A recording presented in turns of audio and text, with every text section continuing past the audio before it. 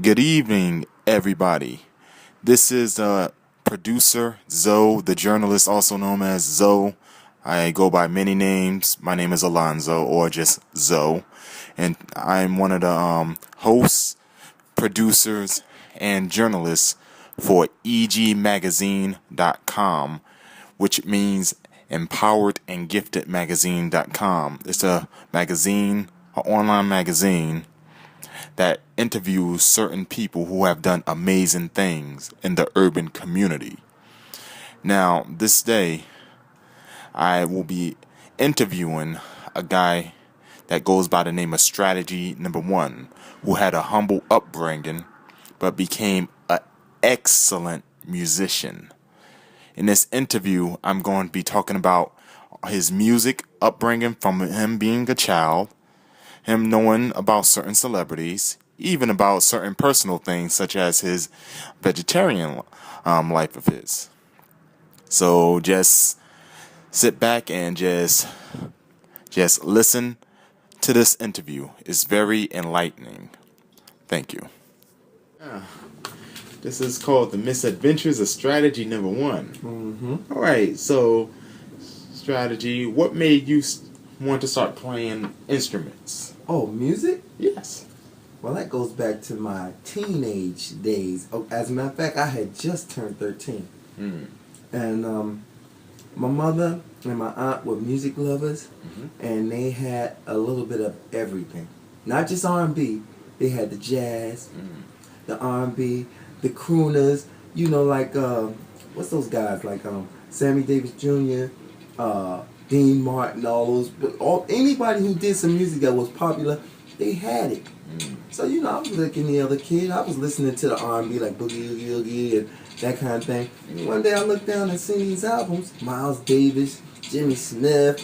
I'm like, well, who are these guys? And this is kind of how I discovered music to say that I wanted to do it. I put an album on, I was listening, and this music was so beautiful. I was like, oh my God, who are these people? I couldn't believe how good the music sounded. And from that point on, I said I wanted to play music. Now, I didn't even care what I played. It didn't even matter about that. I just knew I wanted to do music. So that's what sparked me to want to be a musician. At the age of 13? I was 13, buddy, when I busted out those albums.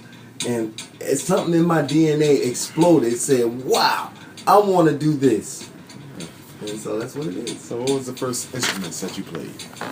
Well, my very first instrument is trumpet. And that's an interesting story, too, because I wanted to play a trombone because my friend came home, my best friend came home with a trombone, slide trombone, brand new, nice. I said, yo, man, where'd you get that from? He's like, no, I got it from the school, man. You can get one, too. I said, I'm getting one just like that. He said, oh, no. Don't get one just like this. I said, well, why not? He said, well, look, you get a trumpet. I got a trombone. If you get a trumpet, then we can have two different instruments to experiment with. I said, okay, you know what? Okay, I like that idea.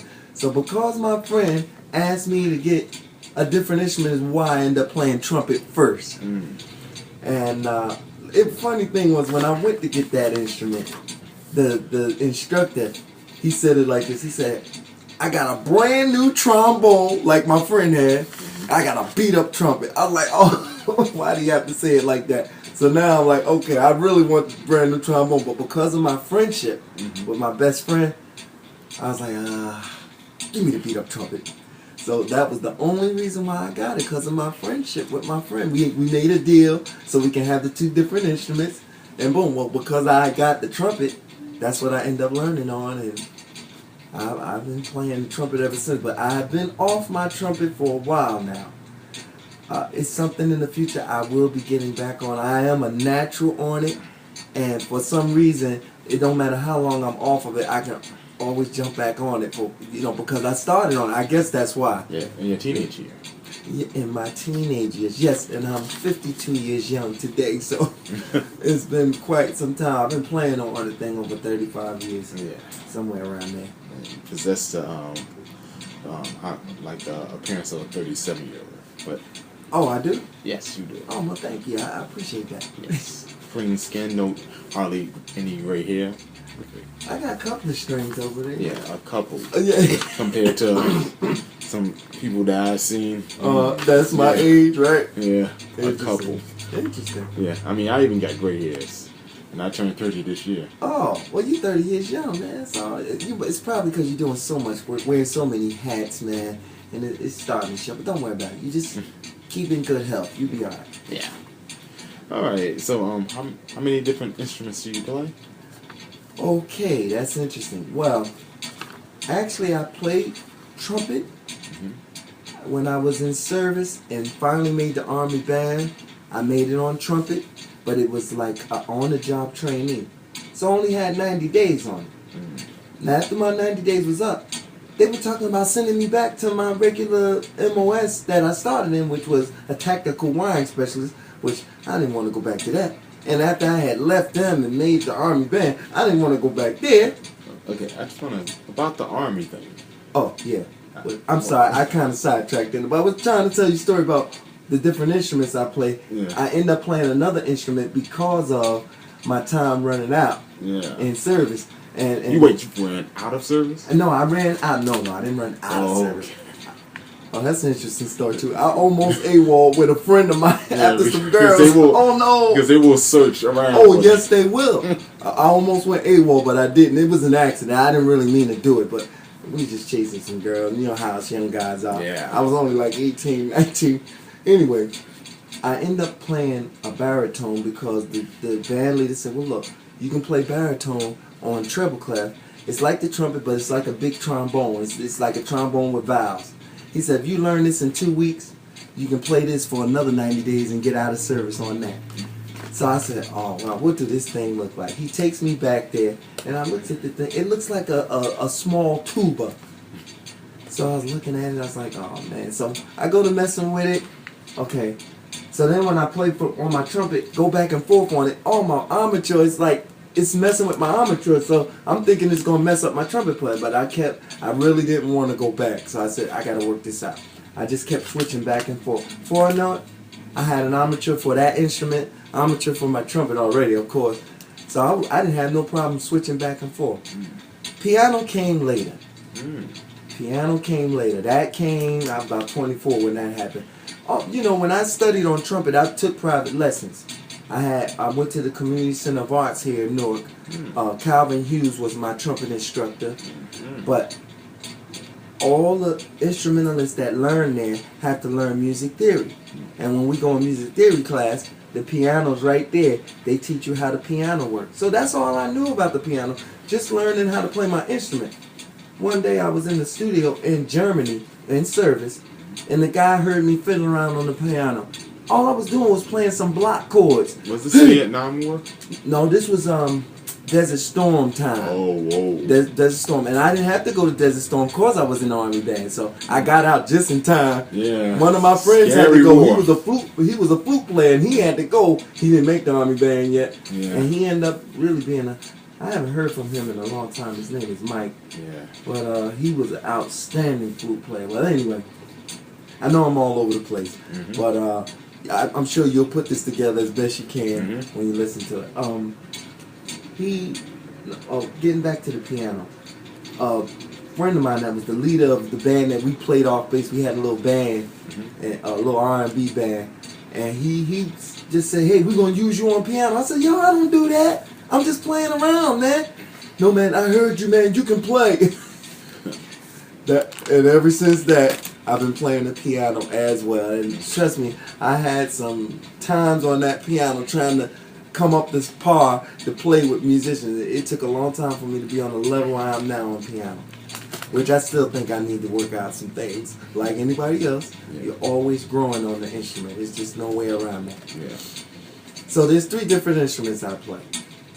I haven't been on the baritone and the trumpet in a while, but I'm almost sure it wouldn't be a problem to do either one of them again if I decide to go back. And as a matter of fact, I do look at baritones in the windows at the music stores, think about, okay, maybe I can get one. But then it's the time to practice these instruments. It's really quite a job. But go ahead. Do you teach music? Oh yeah, I do. I give lessons. I teach from basic to advanced. Any instrument, as long as if they play an instrument that I don't play, long as they know their notes, or I can teach anybody on any instrument from basic to advanced. I personally heard you like singing before. Who taught you about that? Oh, that was a natural thing for some reason. Yes, I do sing too. Yes. I forgot about that. I do Yeah. sing, background, lead. That's fun pastime for me. I've always liked singing. I've always liked it. Yeah. Mm-hmm. All right. So, what's one of the hardest parts about being a musician? The hardest part about being a musician, I think the hardest part would be waking up to the challenge and expectations of those who listen. A lot of times people want you to try and play some tunes, and you know what level you on with how you play. And then when they actually play, you feel like you're gonna take the challenge, but you don't know you can do it until you start trying to work it out. Right. In most cases, it works out, but sometimes those musicians be too far away from me, and I know I gotta work at it a little bit longer. So that's probably the hardest thing. Some of the challenges that come along with trying to learn new music. So, where did the name Strategy Number One come from? Ah, interesting. Yeah. Well, Strategy Number One comes from a band that I played with when I was very young. I was about 17. I will never forget it. And I played with this band. I forget what their name. They didn't really have a name, right? And we played with this guy named Frankie Satcher. Don't get me wrong, he was an outstanding guitarist, outstanding singer, but he was like that home folk type R&B, like Sam Cooke back in the day. What's that guy's name? I can't think of some of those artists. But anyway, like Otis Redding in that time. Okay? And he had a good singing voice and everything, but he played his guitar very loud. That's what he liked to do. But Frankie Satchel. Now wait, ask me that question again. I'm getting a little lost on what I'm saying. Okay, where'd you get the name Strategy? Okay. Frankie Satchel wanted to name the band. He was kind of like the leader. Yeah. He wanted to name the band Franks and Beans.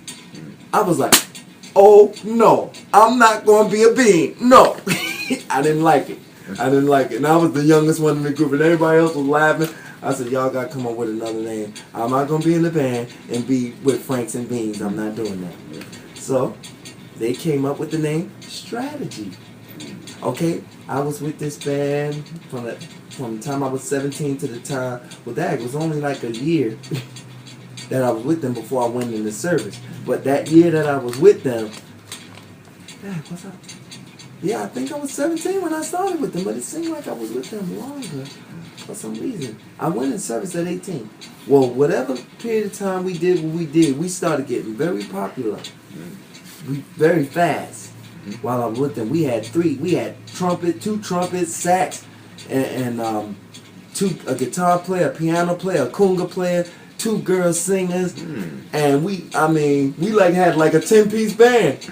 We had a 10-piece band. We didn't really make that much money, but the way we sounded, man, we were like the best playing in the clubs at that time. In any club you go in, there was a band in there. Which state was this? This was in here in Newark. Man, in Newark? Are you kidding? Yeah, man. Right here in Newark.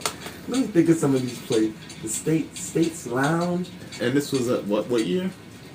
Well, when I was 17, this was in 1979, 1978, 79, somewhere around there. So I think, that had to be it. I had to just be turning 17 because I wasn't old enough to be in no clubs yet. Yeah. So they had to kind of just get me in there so I can play in the clubs with them. But anyway, they named the group Strategy. After 20 years, so many years went by and the band wasn't anymore. I didn't want the name to go anyway. So I decided to make it my stage name. So I called myself Strategy Number One. Now, when the other members of the band hear me say Strategy Number One, oh, you wasn't they get this egotistical thing like I'm trying to say I'm the number one. It wasn't about that. I just said Strategy Number One because I just wanted to make it different than what it actually was, it's strategy, and I'm one of the strategy members. As far as I'm concerned, all the members in the band was strategy number one. You know, in my mind, that's how I looked at it, like I was one of them. But they looked at it like because I'm saying one, I'm the best one. It wasn't like that, not at all. So how did you get with the strategist thing? Okay, that came later, and that's a funny thing because I wanted to come up with a name for the rest of the guys in the band, right? Ironically, to one of my members, one of my best friends in the band, JT, the guitar player, he didn't like it. Just like I didn't like Franks and Beans, he didn't like Strategy and Strategy. He said, well, and to me, I thought it was good because strategist is like somebody who's skillful. You know, I didn't call you a bean, man. I'm saying strategist because we articulate and engineer our music and I'm thinking like this. So he wasn't thinking like Michael Jackson and the Jackson 5? Exactly, not at all. Because even though Michael Jackson was a part of the Jackson 5 and the Jackson 5 was a part of him, but they make him seem like he's the best one. Exactly. No, I wasn't trying to do that at all. What I was trying to do is come up with a name where we are all articulating a strategy. That was what's in my mind. I wasn't trying to act like I'm strategy and you my strategy. It wasn't nothing like that, but some reason people take it that way. Our egos take us all kind of places and misconstrue the perception of what somebody really means sometimes. So I said, okay. So I told him, look, I'll just say, I'm still going to say strategy and a strategist, but if you don't want to say that you're a strategist, then I'll just say your name.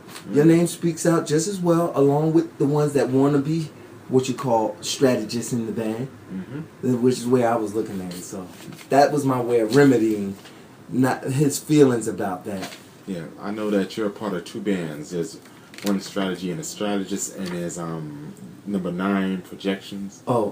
Project number 9, which is one of the later projects that we're doing. Actually, I'm in quite a few bands. Quite a few bands. Almost about five different bands. But I'm just like the piano player for them. Not only a lot of bands need piano. Most of the good piano players are out there with name people. Well, I suppose there's a lot of good ones out here too. I just don't know them personally, but I'm looking at the fact that there's a need to have piano players in bands. Yeah, because you mentioned bands. Have you ever toured with celebrities? I can't say I really toured with anyone, but I have opened up for some celebrities. Like Ray Goodman and Brown. I opened up for them. And in my younger days, I opened up for the Manhattans up at Symphony Hall before. And I think those are the two that I remember opening up for. That hits my mind right now. It may be somebody else, but I just don't know. Maybe some of my band members can help me recall.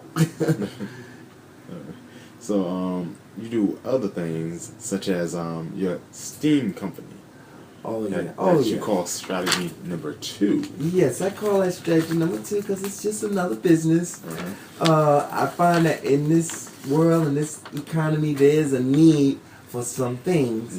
And as you know, the epidemic of bed bugs and that kind of thing happening in the city, people need a way to get rid of them. Oh yes, I've been to New York and I heard stories where people have to relocate because the bed bugs in New York are those are super big ones that look like roaches. I ain't never seen those. Those are ones in New York. You kidding me? Yes, the ones in New York they're like the size of water bugs. The ones here are the little small ones. Yeah, I mean, the ones in the biggest ones look like a small roach. Yes. Yeah. Yes, in New York where they're around a bridge with a bunch. It's different. So they done mutated, huh? Yeah. Oh my goodness. And it's a very scary sight to wake up and see them on you.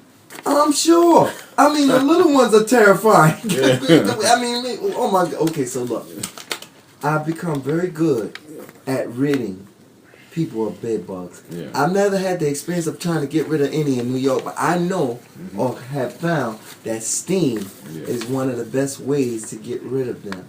The thing is, it's not like using pesticides, but it is something you can fight with.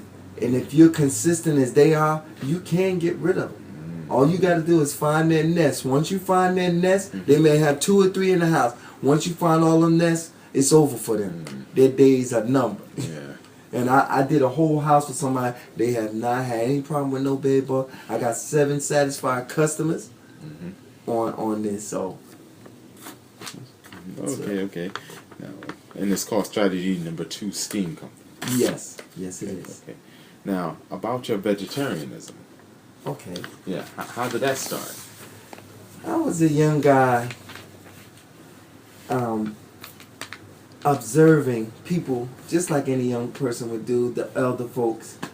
And some of the elder folks look younger than other elder folks. I noticed that. Yeah.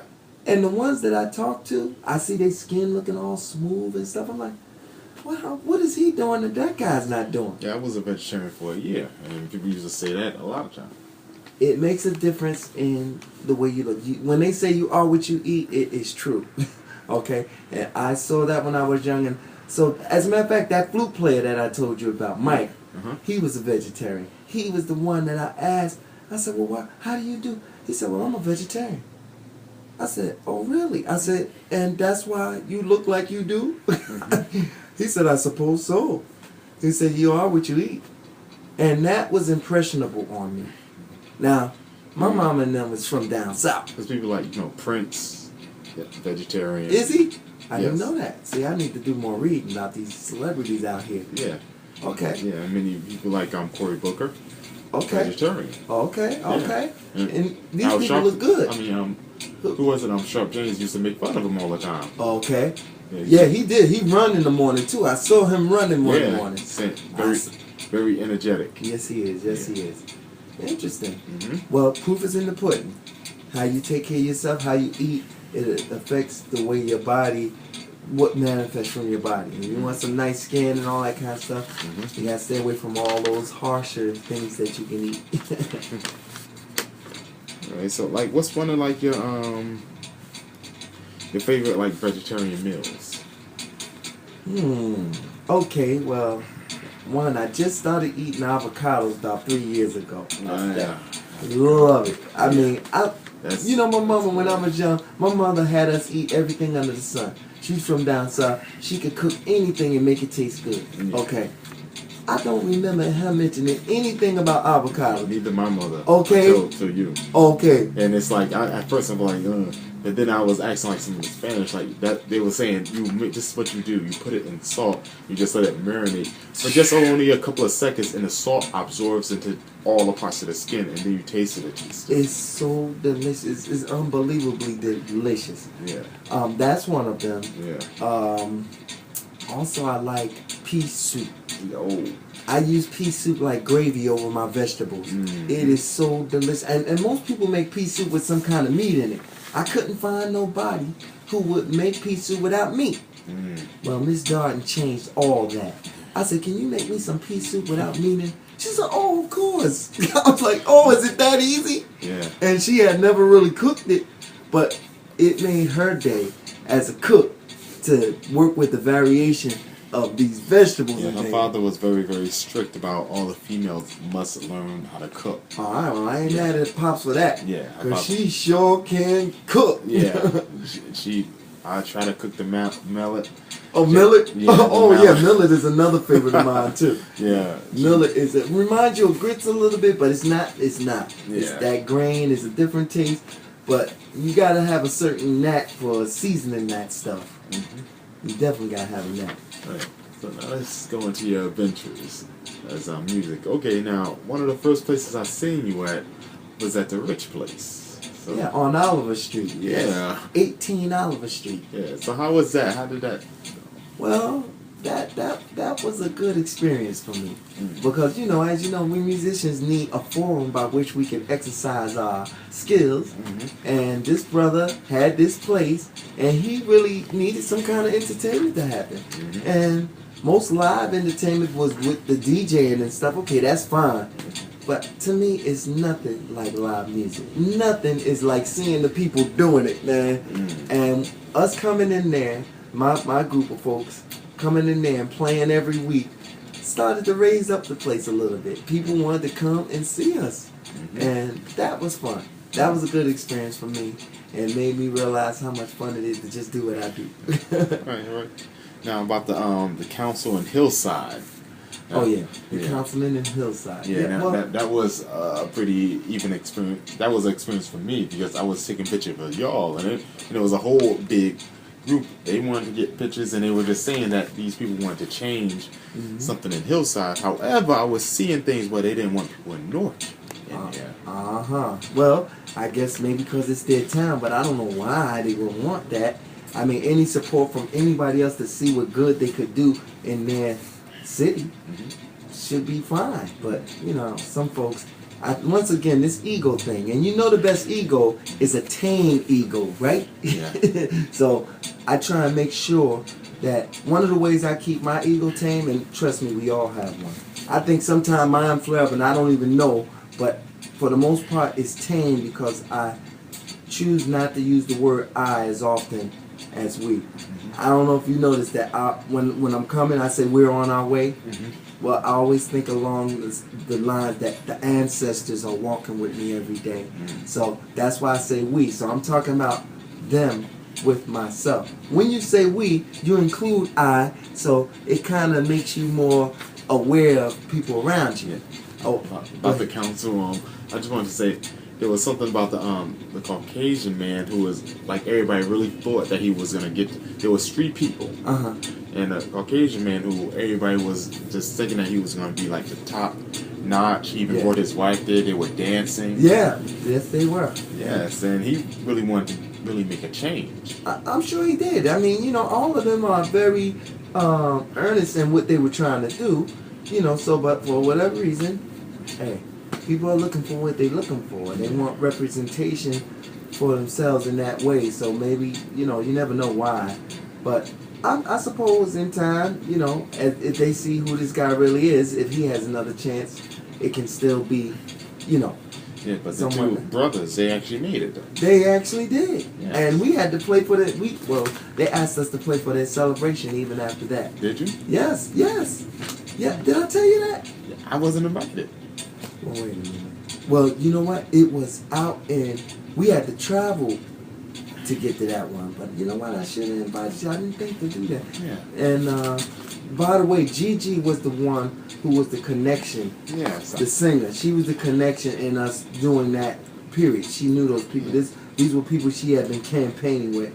And so we had been her favorite band to work with. So that's how we got that opportunity. I just want to know more about Gigi. How do you find her? Gigi used to play or sing with a group called La Mystique. And La Mystique was somebody that we played for. She was one of the singers with them. Well, time went by. They had some problems internally, and they just weren't singing together anymore. So Gigi still wanted to do something. Was she a celebrity? Well, she knows a lot of celebrities. Like I think her cousin is one of the guys in Manhattan, Gerald, the lead singer. That's her cousin. So she's got a lot of influence from her family. A lot of musical people in her family. So that's I guess her connection in being some kind of famous thing. But she's known. She sings so well, man. I don't see why she hasn't made it yet. But you never know what people will gravitate towards. So it's just a matter of them knowing, I guess. So. All right. And she was the one that got you the whole gig in Hillside, right? Exactly. And that's called what is it called? It's wait a minute, let me get this straight. Gigi and Project Number 9. And that's you, Celine John. JT. Yes. And James Tucker. Jonathan Tucker Jr. I just want to know, they're related, JT and Jonathan Tucker? No, they're not. They're just friends. We just met each other through music. JT has been my friend over 20 years, and I just met Tucker maybe 4 years ago. I think it's been 3 or 4 years I've known him, but he's one of the most seasoned drummers I've ever worked with. Yes, that's why I call him in the. He's my first drummer. I got some other drummers I like working with. He's like my absolute favorite drummer to work with. Yeah, he seems real humble. He's humble, and he's very versatile. You get a lot of drummers that can play different styles, but he is the most versatile. He's the strongest in any style, I hear drum playing. You know, some drummers is weaker in other styles. Yeah. This guy is. It don't matter what style he play. He's got a nice, strong, confident sound in any style that he plays. That's why I like him so much. Yeah. And how do you feel about JT? Well, he's one of my best friends. JT, me and him, we fit like a glove. When we play together, Yeah. if he see me go the wrong way, he know how to save me and stay back. And we just have a good communication with how we play together. And, you know, when you got chemistry with somebody like that, it's kind of hard to let go. Yeah. Because it works. Yeah, because he seems like very energetic about it. He is I had to keep him calm for years. Yeah. Come on, man, it's okay. We gonna make it. Mm. No, man, but we gotta do. He's ready to jump on the first thing we need to make us the best we can be. I love that about him too. He's ready. Okay. How about Celine John? Celine John. Me and him go back a good 5 years. I played with him in a group called the Bonetta Jones Band. Well, actually, I was in the band first, and we were playing a gig out on in Irvington there. What's it called? Bill's Lounge. I forget what's. I think it's Bill's Lounge. I can't think of the name. They'll kill me. I can't remember this name. But it's right there by Maple Avenue. Yeah, I'll find it. You know what I'm talking. Okay, well you find out. Okay. Yeah. Well, anyway, we were playing there, and Celine John was in the audience, and he heard us playing, and Celine John really liked the way we sounded. We were a very good, a well-rehearsed band, and I think that's what Celine was looking for. He had been playing with a band that was good, but they didn't like to rehearse. They just get up there, and just because they knew the song, just long as they could play good, but they weren't rehearsed. You know, and as tight as what he saw, and that's how we met him. And so we found out he was a good singer too. So you know, and we used him as a conga player, but he was also a very good singer. Yeah. So okay. And your last adventure would be at the Priory on January 30th. Which a lot of things went down that day. 2 events in you mean one. the 3rd, don't you? The 3rd, yes. Yeah, I thought you said the 30th. I meant to say the 3rd. Yeah, a lot of things went down that day. Even before that, it's like that's why I had the bad thing with the security. Where they right. They didn't know. Yeah.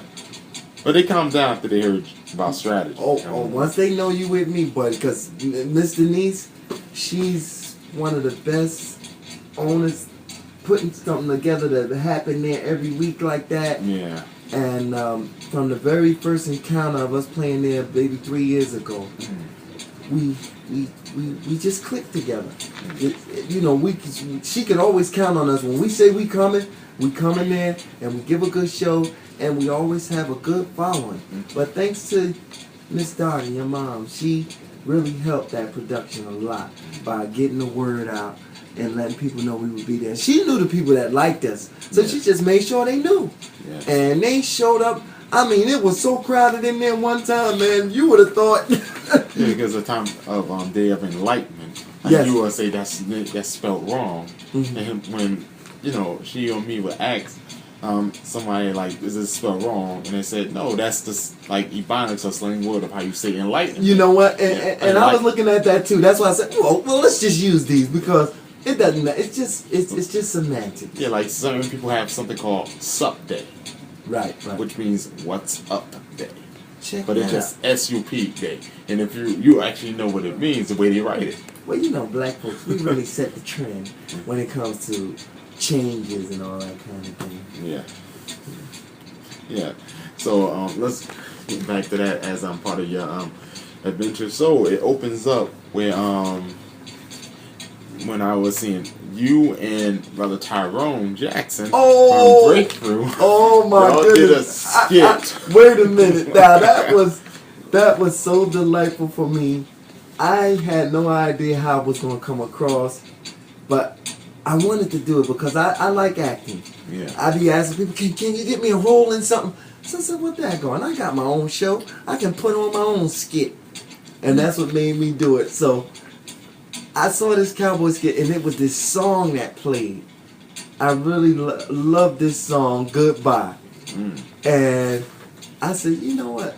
If we put a skit in front of that and then sing that song, it'll be more impressionable. Yeah. So That's why I wanted to do it, and in doing it, it turned out to be so nice. And Tyrone, he stole the show to me.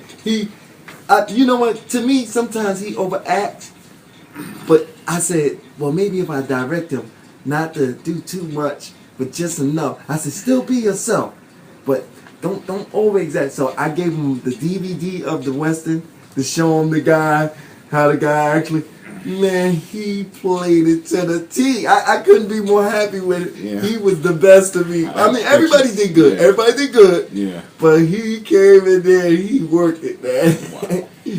And I forgot my cowboy hat. Yeah. I was supposed to have a cowboy hat on that day, but I said, hey, we got the parts. We're going to do this. And I saw Tyrone on the floor. I was like, bow, bow, bow. Oh, yeah. Yeah. I just wanted to make a point about, here in Newark, it's really a reality here in Newark. Mm-hmm. How people are just shooting people over nothing. Mm. Over nothing. We almost coming back to those days. Yeah. So I felt like after that skit, to make the statement to them, this is something we really don't have to do. We need to start talking about these things and saying what we don't need to be. That's one of the reasons why I wrote the magazine for like the certain like the urban cities, starting with Newark, because there's a section in there called the Fast Life.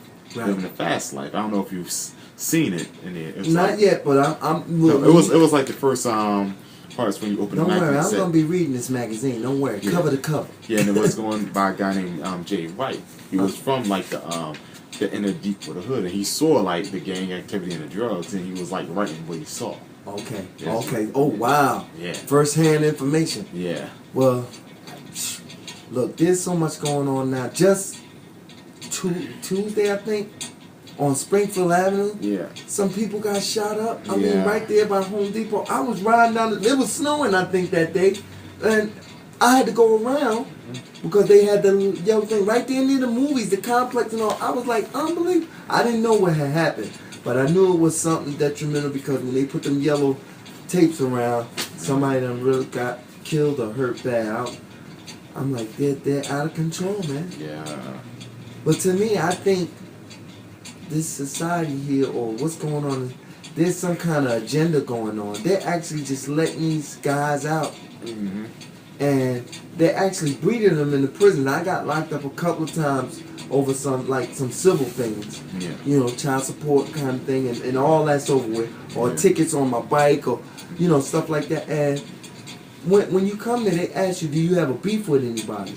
Yeah. So all the people who don't have a beef with nobody, they put them together. All the gangs that belong to one gang, they put them all together. Yeah. And they're not really working with a design of some kind to help rehabilitate these guys. They just let them go in there and talk about what they talk about. So now what they going to do when they come out? Yeah. You see what I'm saying? So that's like, they're breeding them. Yeah. So that's something we need to look at, and we got to start with our young, though. Yeah. The younger one, before they get to that point, because it's too late for a lot of them. Because on my second issue, I'm gonna do an interview with a person that's been in prison. Yeah. Well, That you shows up probably like- will find a lot of information from some of these folks. Yeah. I'm not the best at expressing myself sometimes, but I do have some things inside that I know that I've said that will probably be in prison. And I hope you pick out the best ones. Yeah. Yeah. And we may have to do an interview again so we can more trigger the questions and so I can more directly answer. Because I'll be all over the place talking about things. Yeah, but this is more about your adventures. This part, and I'm not finished yet about the Priory. You done finished about the priority? Tell me Yeah. about that again. Yeah. Okay, so now when you start, there's two other people when you was like playing in the Priory, right? Uh-huh. On this called the Day of Enlightenment. First, why is it called Enlightenment? Well, it's a night supposedly where we want to share information with folks that help them realize that, this is a time of learning. Mm-hmm. We need a message to our people about what's going on out here. Right. So if there's anything that could be said to help people think about what we can do, because too many people are quiet. They don't want to look. To me, that's just as bad. Not to say anything when you see something that's not right. See So- something, say something. You see what I'm saying? You see something, you need to say something, but within where you won't be a danger to your life. But then, I don't know if there's any way to do that. I mean, it's dangerous any way you look at it, but you got to be brave. We got to be brave. You say don't snitch. All right, don't snitch. But you don't have to actually snitch, but you can talk about the realities of what something is. Yeah. And a lot of times people look at stuff face value instead of looking at the root of it. Yeah. When a brother or a sister is behaving a certain kind of way, they're not just behaving, they're acting out something that have happened to them as to why they're like they are. Yeah. So we need to look deeper than just their action. Right. We need to see what brought that action. And then once we get to the root of that, then we can help brothers and sisters like that not go the avenue that they're going on with the things they do. Because it's reasonable how they feel, but you just need to help them realize it don't have to be that way. Yeah, because even there was a late Pastor Winstead. Mm-hmm. Yeah, I grew up with him. He spoke of something. Good brother. Yes, very. I saw him like take orphans in his house and raise them up, get them See, education. that's action like right that. there. You see what I'm saying? He even means something called the Declaration of Integrity. Right. Yes, and he was just saying this is what the devil used to always say to people who didn't want to speak up. The devil used to always come to them and say, "You better not say nothing." Right. The devil would do things to them and just say, "You better not." Exactly. That's what the devil do. Yeah, but he always say, like in Proverbs, it says, "The bold are like a lion and speak up for themselves." Exactly. You know what? That brother, I love that brother for. When I met him, I mean, he really, when he first heard me play my trumpet, he just had to have me play anywhere he had some. He started calling me to play, and I love that about him too. But also, when he preached in his churches, in his ministry, he would allow you to say whatever you wanted to say. Express whatever your belief or how you. I love that about him. The fact, even though his thoughts were what they were, he was open to another brother that didn't think exactly like him. He was open to find out because he really wanted to know. Yeah, because he inspired me many times. Like even like the word empowered come from his when he used to always say exactly. empowerment. Yes, he did. Yes, he did. Yes, he did. Exactly. That was one of his ways to bring stuff up. Now wait a minute. Interesting. Empowered, enlightenment. All these things are good. Yes. So, these are positive things in the community. Like in my editors, when I opened it up, the magazine, they talk about editors. The editor's words. It's talking about in the urban communities. These are the activities and lives of amazing people. Like people that are amazing, and it seems like you're on the cover. You're one of the amazing man. people. Thank you for that, man. I'm proud to be on front of your magazine. Yeah, and this is the first issue. Yo, man. Well, let me tell you something.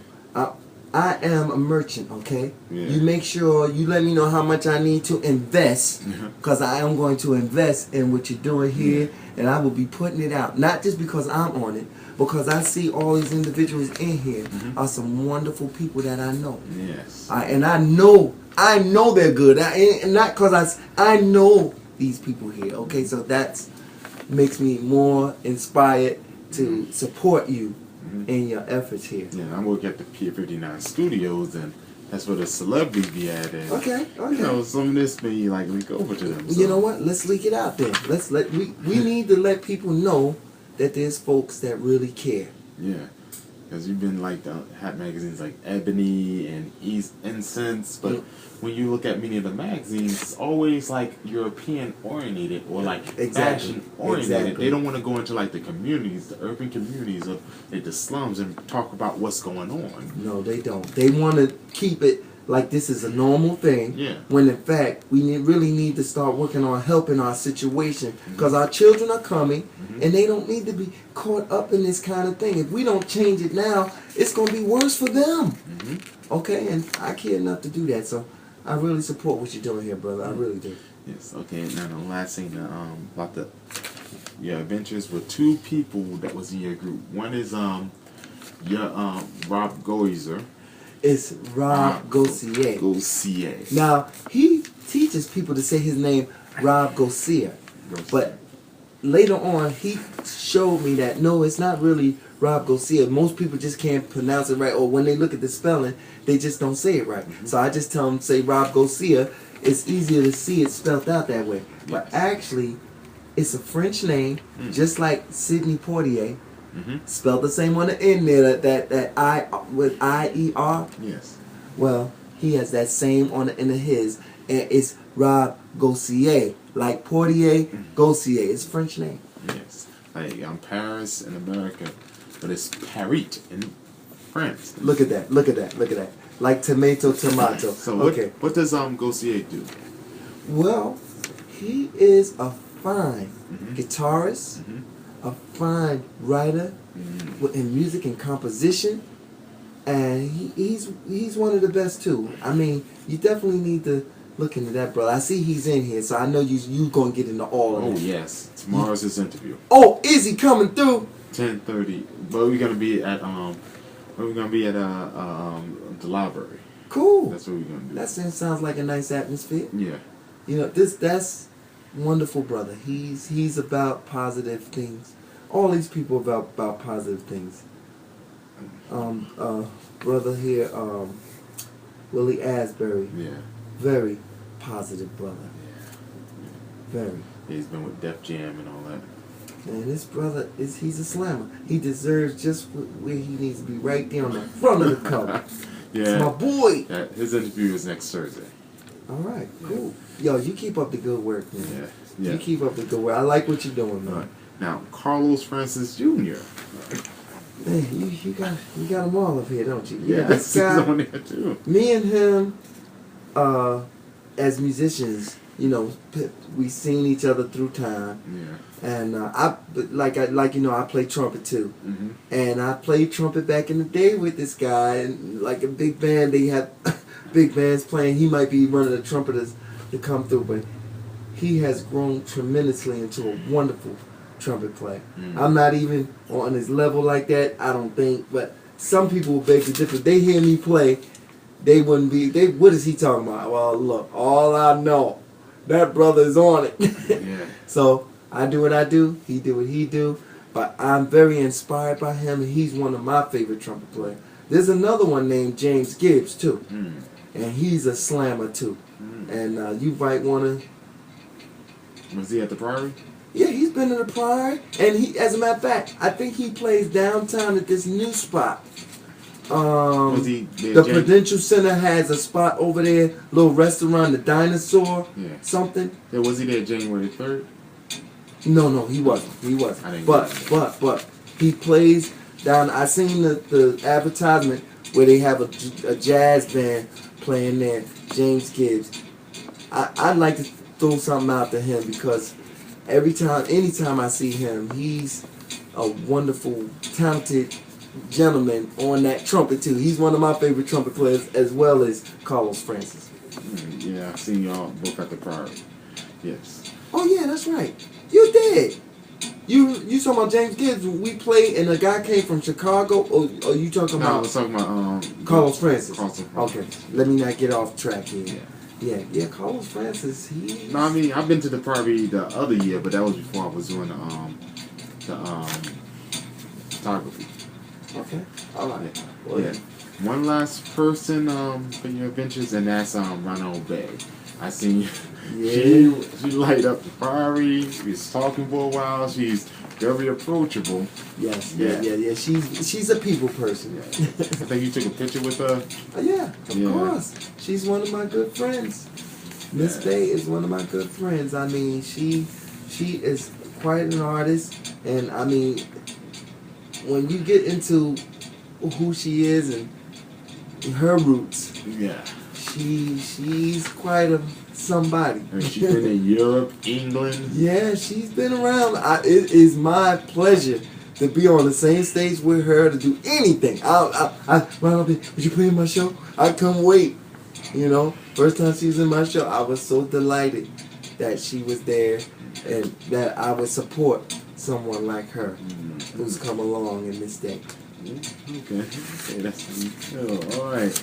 So that right there is like concludes your adventures. Till next time. As you know, you're always doing amazing and wonderful things, and going to stay like in the volumes of the magazine. Of course, this is Power and a Light and a Gifted. So Well, I really appreciate considering me to be a part of it, man. It's a wonderful thing. I really appreciate it. I mean, come on, this is advertising. We need people to know about us. Yeah. And your design, man. You know you're the best as far as I'm concerned. I don't know how you come up with this stuff so easily, but you just do it like a stroke of a pen. You just writing it, all this color just starts to happen. Yeah. Good stuff, man. You're very talented, brother. I want to thank you for what you're doing, and I want to inspire you to just keep up the good work. Yeah. All right? All right. Shake your hand on that one, brother.